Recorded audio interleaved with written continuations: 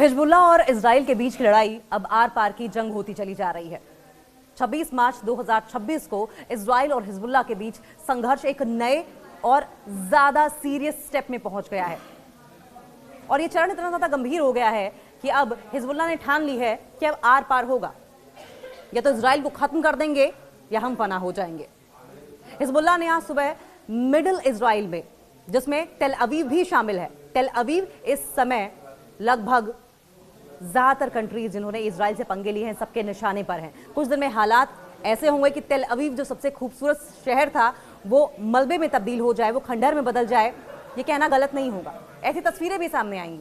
Tel Aviv पर मिसाइलों और रॉकेट्स की एक नई लहर से हमला किया गया। एक फ्रेश वेव, एक बड़ी फ्रेश वेव हिजबुल्ला की ओर से दागी गई, जिसमें न जाने कितनी मिसाइलें थी, न जाने कितने रॉकेट थे और टेल अवीव पर ताबड़तोड़ अटैक किए गए। और यह अटैक इजराइल द्वारा साउथ लेबनान में अपने बफर जोन का विस्तार करने के लिए, अपने बफर जोन को बढ़ाने के मकसद से किया गया था। ईरान की राजधानी तेहरान पर जो एयर स्ट्राइक की गई थी उसके जवाब में भी इस अटैक को देखा जा रहा है। और हिजबुल्ला का कहना क्या है? हिजबुल्ला ये कह रहा है कि सब्र का प्याला और टेल अवीव का उजाला। बाहर इजराइल, तुम्हारी शांति की परिभाषा भी कितनी अनोखी है। एक तरफ इजराइल शांति शांति पीस पीस का राग अलापता है, लेकिन दूसरी तरफ लोगों को मारकर, रिहायशी इलाकों को तबाह कर कर, मासूम बच्चों को मौत के घाट उतारकर। पिछले 15 महीनों से लेबनान का यह कहना है कि पिछले 15 महीनों से तुम लेबनान की सरहदों पर जो आतिशबाजी, बमबारी कर रहे थे, क्या वो केवल मनोरंजन था? क्या वो केवल एंटरटेनमेंट था? पीस के नाम पर एक ऐसा तमाशा था?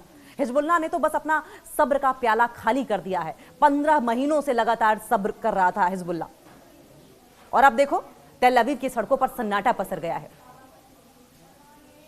इसे आप ऐसे कह सकते हैं, हिंदी में एक कहावत है कि सुनार की खुट पुट और लोहार की धम से। इजराइल 15 महीनों से अटैक कर रहा था और हिजबुल्ला ने एक बार ऐसा अटैक किया कि टेल अवीव की सड़कों पर सन्नाटा सा पसरा है। टेल अवीव कहता है कि तुम्हें लगता था कि नवंबर 2024 के सीज फायर के बाद हिजबुल्ला सो रहा है। नहीं, वो तो बस तुम्हारी गुंडागर्दी को गिन रहा था। हिजबुल्ला इस बात का इंतजार कर रहा था कि कब इजराइल के पाप का घड़ा भरे और कब इजराइल को बिफिटिंग रिप्लाई दिया जाए, इजराइल को मुंहतोड़ जवाब दिया जाए। जब तुमने 28 फरवरी 2026 को ईरान पर अटैक किया, तब शायद तुम भूल गए थे कि पड़ोस में रेजिस्टेंस अभी जिंदा है, लेबनान में प्रतिरोध अभी जिंदा है। इतना मादा है लेबनान में कि इजराइल को एक दो एफर्ट्स में ही तबाह कर सकता है, घुटनों पर ला सकता है। अब जब टेल अवीव के आलिशान इलाकों में मिसाइलें गिरी हैं तो तुम्हारी चीखें पूरी दुनिया को सुनाई दे रही हैं। ताजा हकीकतें, कुछ कड़वे घूंट भी आपको पता होने चाहिए। 15 महीने के हिसाब की अगर बात करें तो हिजबुल्ला के ऑफिसर्स का कहना है कि उन्होंने 15 महीनों तक इजरायली हमलों को सहा है, अपने लोगों को मरते हुए देखा है, तब ताकि अपनी ताकत को फिर से खड़ा कर सके और ऐसा खड़ा कर सके कि जब वो खड़े हों तो उनके सामने इजराइल घुटनों के बल आ जाए। और अब वो सब्र खत्म हो चुका है। टेल अवीव पर प्रहार अब शुरू हो चुका है। मार्च 2026 के आखिरी हफ्ते में टेल अवीव पर हुए मिसाइल हमलों ने तुम्हारी सुरक्षा के दावों की धज्जियां उड़ा दी हैं। कहते थे कि इजराइल में सिक्योरिटी सिस्टम इतना मजबूत है, इजराइल की सुरक्षा इतनी मजबूत है कि वहां परिंदा भी पर मार नहीं सकता, कोई उसे भेद नहीं सकता। और हिजबुल्ला की मिसाइलों ने इस सुरक्षा कवच को मिटा दिया है, इस सिक्योरिटी सिस्टम की धज्जियां उड़ाकर रख दी हैं। कहा तो यह भी जा रहा है कि तुम्हारे राष्ट्रपति आइजैक हर्जोग खुद मलबे का मुआयना करने पहुंच गए थे, ऐसी तबाही हुई है। क्या यह सबक इजराइल के लिए नहीं है? मैदानी जंग में बराबरी। हिजबुल्ला कहता है कि तुम्हारे बफर जोन बनाने के सपने के जवाब में हिजबुल्ला ने अकेले 22 मार्च को रिकॉर्ड 85 हमले किए। तुम्हारी मरकावा टैंक और प्यूमा बख्तरबंद गाड़ियां अब साउथ लेबनान की मिट्टी में मिल चुकी हैं। और ऐसे ही न जाने कितने हथियार हैं जिनका दम भरता था इजराइल, वो सब मिट्टी में मिल चुका है। या ये टेंशन और बढ़ेगी, आत्मसमर्पण होगा या संघर्ष बढ़ेगा? नईम कासिम ने यह साफ कह दिया है कि आगे के नीचे बातचीत करना आत्मसमर्पण है। यानी कि हिजबुल्ला बात नहीं करेगा, बात की जितनी भी गुंजाइशें थी सबका धीरे धीरे करके इजराइल ने दम घोट दिया है। अब बातचीत की, सरेंडर की, सीज फायर की तमाम बातें बेमानी लगती हैं। जब एक तुम्हारी आक्रामकता नहीं रुकती, जब अग्रेसिवनेस इजराइल की ओर से नहीं रोका गया, अटैक्स नहीं रोके गए, मासूमों को मारना नहीं रोका गया, जुल्म नहीं रोका गया, तब तक ये सरप्राइज जारी रहेंगे। तो इजराइल अब रोना कैसा? जब तुमने लोगों को बेमौत मारा, प्यासा मारा, कोई भूख से मर गया, कोई बीमारी से मर गया, किसी के ऊपर मिसाइल गिरी तो उसके चीथड़े उड़ गए, किसी का घर तबाह हो गया। तो इजराइल अब किस बात का रोना, और ये कैसा रोना है? तुमने जो बोया था वही काट रहे हो। जो बोया बीज बबूल का, तो आम कहां से खाए? हिजबुल्लाह ने तो बस इनफ इज इनफ का अनुवाद, इनफ इज इनफ का ट्रांसलेशन, इनफ इज इनफ का मतलब तुम्हें समझाया है, तुम्हारी ही भाषा में इसका जवाब दिया है। तेल अवीव में जो सायरन बज रहे हैं वो तुम्हारी 15 महीने की जाप्तियों का म्यूजिक समझ लीजिए आप। ये म्यूजिक भर है, ये वो मेलोडी है जो आप 15 महीनों से लगातार सुनाते आए हैं, और ये मेलोडी अब आज तुम्हें रास नहीं आ रही है। सुन सको तो सुन लो। और अगर आज की ताजा घटना की बात की जाए तो तेल अवीव पर अटैक किया गया हिजबुल्लाह ने थर्सडे की सुबह, यानी कि आज की सुबह, मध्य इजराइल में, मिडिल इजराइल के जो मिलिट्री बेसिस थे उन्हें टारगेट करते हुए ताबड़तोड़ मिसाइलें दागी। तेल अवीव और आसपास के शहरों में हवाई हमले के सायरन गूंजने लगे। अब इस पर हिजबुल्लाह क्या तर्क दे रहा है यह समझना बहुत जरूरी है। इस ग्रुप के प्रमुख हैं नैम कासिम। नैम कासिम ने कहा कि हमले पिछले 15 महीनों से इजराइल द्वारा किए जा रहे उल्लंघनों, उनकी मनमानियों का जवाब है, हालिया आक्रामकता का करारा जवाब है। जो अत्याचार लगातार, जो जुल्म लगातार इजराइल की ओर से किए जाते रहे, ये उसका एक छोटा सा जवाब है, और इस छोटे से जवाब ने सबको सन्न कर दिया है, लाजवाब कर दिया है। इजराइल में सड़कें खामोशी से भरी हुई हैं, गलियों में सन्नाटा पसरा है। उन्होंने साफ किया कि आग के नीचे बात करना आत्मसमर्पण के सम्मान है, और हम बातचीत नहीं करेंगे। इजराइल की कार्रवाई की अगर बात की जाए तो इजरायली प्रधानमंत्री बेंजामिन नेतन्याहू ने अब ये डिक्लेयर किया है कि उनकी सेना लेबनान के अंदर बफर जोन को और गहरा कर रही है और लिटानी नदी तक कंट्रोल करने की कोशिश कर रही है। उनके एफर्ट्स ऐसे हैं कि लिटानी नदी तक इजराइल की सेनाएं पहुंच जाए, इजराइली फोर्सेस पहुंच जाए।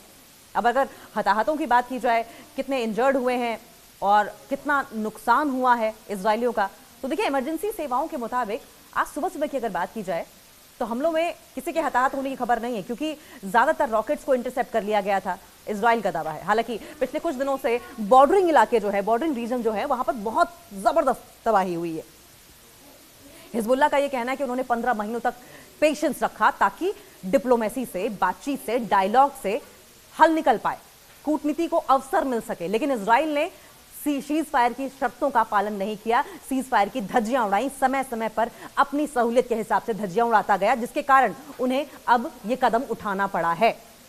26 मार्च 2026 तक की ताजा जानकारी की अगर बात करें तो इजराइल और हिजबुल्लाह के बीच संघर्ष, ये टेंशन एक नए और बेहद आक्रामक मोड़ पर पहुंच गई है, और ज्यादा ये टेंशन अग्रेसिव हो गई है दोनों के बीच में। हिजबुल्लाह ने हाल के दिनों में अपने हमलों की इंटेंसिटी और बॉर्डर पर जो विस्तार किया जा रहा है, मतलब बॉर्डर पर अपनी अपनी सेनाएं भेजकर कब्जा करने की जो नीति है, इसको बढ़ाया है, जिससे कि जंग का पलड़ा भारी होता दिखाई दे रहा है, जिससे बातचीत के जरिए समाधान निकलने की कोई भी गुंजाइश नहीं रह जाती।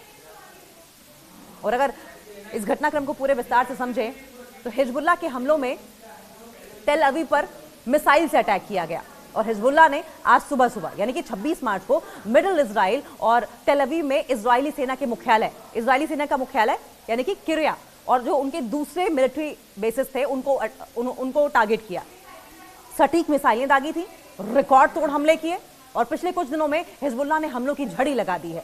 अकेले 22 मार्च को हिजबुल्लाह ने 63 हमलों की जिम्मेदारी ली, जो अब तक का एक रिकॉर्ड है। हथियारों का आधुनिक इस्तेमाल किया गया हिजबुल्लाह की ओर से, एडवांस वेपन्स है उनके पास। हिजबुल्लाह अब तक न केवल रॉकेट बल्कि भारी संख्या में आत्मघाती ड्रोन्स यानी कि अनमैन्ड एरियल व्हीकल UAVs और लंबी दूरी की मिसाइलों का उपयोग कर रहा है। रिपोर्ट्स के मुताबिक उनके पास लगभग 25,000 रॉकेट्स का जखीरा अब भी है। तो इजराइल को अंदाजा होगा कि हिजबुल्लाह क्या कर सकता है। और सिर्फ बात यहीं तक नहीं है, बात यह है हमास, ईरान, हूथी, हिजबुल्लाह, कितने फ्रंट्स पर जंग लड़ेगा इजराइल, और अगर लड़ता भी है तो कब तक सस्टेन कर पाएगा। यहां इजराइल के जवाबी हमलों और उसमें अमेरिका की भूमिका का जिक्र करना भी जरूरी है। इजराइल के जवाबी हमलों की अगर बात करें, क्या काउंटर अटैक्स इजराइल की ओर से किए गए, तो हिजबुल्लाह के तेल अवीव पर हमलों के बाद इजराइल ने ऑपरेशन नॉर्दर्न एरोज को और तेज कर दिया। बफर जोन का विस्तार करना चाहा इजरायली सेना यानी कि Israeli defence forces south Lebanon में लिटानी नदी तक कंट्रोल करने की कोशिश करने में जुट गई। उनका टारगेट क्या है? हिजबुल्लाह के मिसाइल लॉन्च पैड्स को सीमा से दूर ढकेलना, क्योंकि हिजबुल्लाह के मिसाइल लॉन्च पैड्स अगर सीमा पर या सीमा के आसपास बने रहे तो उस इलाके में हिजबुल्लाह का जो दम है वो दिखेगा और इजरायली सेना का नामो निशान मिट जाएगा। एयर स्ट्राइक्स की अगर बात करें तो इजराइल ने बेरूत के दक्षिणी उपनगरों जिसमें दाहिया और बेक्का घाटी भी है, हिजबुल्लाह के वेपन्स के डिपो और कमांड सेंटर पर भारी बमबारी की। क्यों? क्योंकि उन्हें इस बात का अंदाजा है कि हिजबुल्लाह अगर वहां टिका रहा तो इजराइल के साथ क्या हो सकता है। ईरान पर प्रेशर। इजराइल ने हाल ही में तेहरान में हमास और हिजबुल्लाह के सहयोगियों को टारगेट किया, जिससे कि यह युद्ध क्षेत्रीय स्तर पर फैल गया है और अब इजराइल चाह रहा है कि डिप्लोमेटिक तरीके से प्रेशर में सबको लिया जाए, प्रेशर पॉलिटिक्स खेली जाए। लेकिन सवाल यह है कि जब जंग छिड़ी हो दो देशों के बीच में और बाकियों में जंग की आहट हो तो क्या प्रेशर पॉलिटिक्स काम करती है? इस लेवल पर तो कम से कम काम नहीं करती। अमेरिका की भूमिका की अगर बात करें तो अमेरिका इस संघर्ष में इजराइल का सबसे बड़ा सैन्य और कूटनीतिक समर्थक बना हुआ है, लेकिन उस पर युद्ध रोकने का भारी दबाव भी है।